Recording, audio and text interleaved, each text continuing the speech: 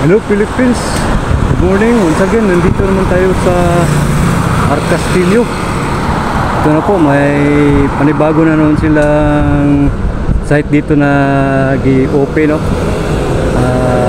Kasi landing ito ng tulay. Itong Caltex yan, tamaan din yung Caltex.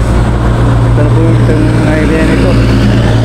Saka itong MTC, parang matamaan yata ito eh. Dito kasi lalanding yung tulay. Okay mga ka-viewers ko, punta tayo sa kabilang area. Buha tayo ng update doon sa Davao Beach Club. Pasok tayo doon sa loob. Okay.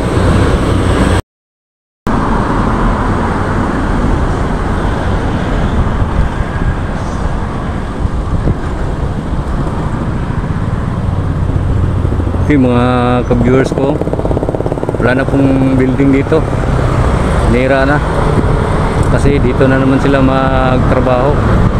Saka itong kabilang building sali rin ito mga viewers ko. Yan na po.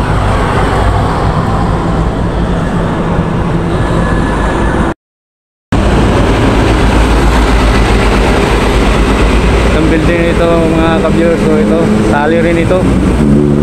Tamaan din ito ng tulay kasi dito na yung landing ng tulay eh.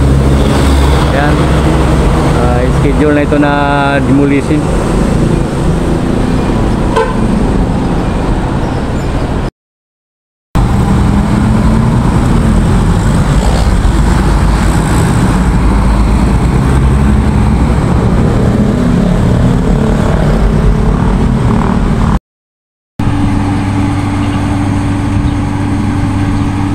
Ano po mga ka-viewers ko, buha tayo ng video dito sa malapit.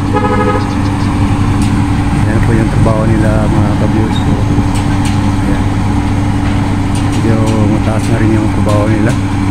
Saka doon sa kabila ko, mangat na.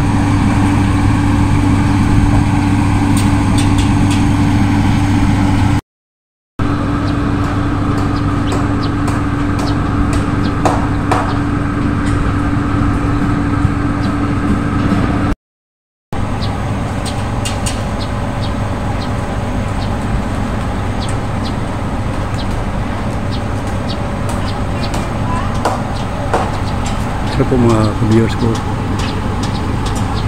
yan po yung inspector nila. Okay, punta tayo sa kabilang area.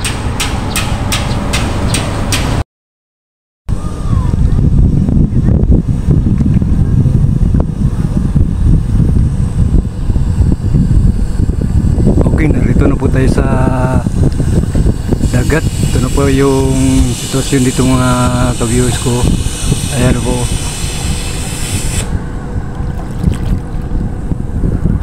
itong isang wingspan o ginatrabaho na nila.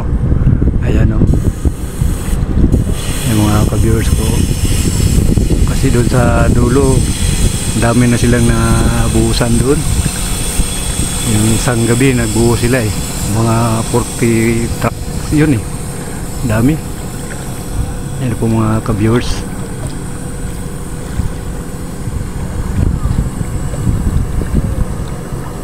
Okay, hanggang dito muna lang tayo. Maraming salamat at saka sana nagustuhan ninyo ang video kong ito. Okay po, thank you very much and God bless you all.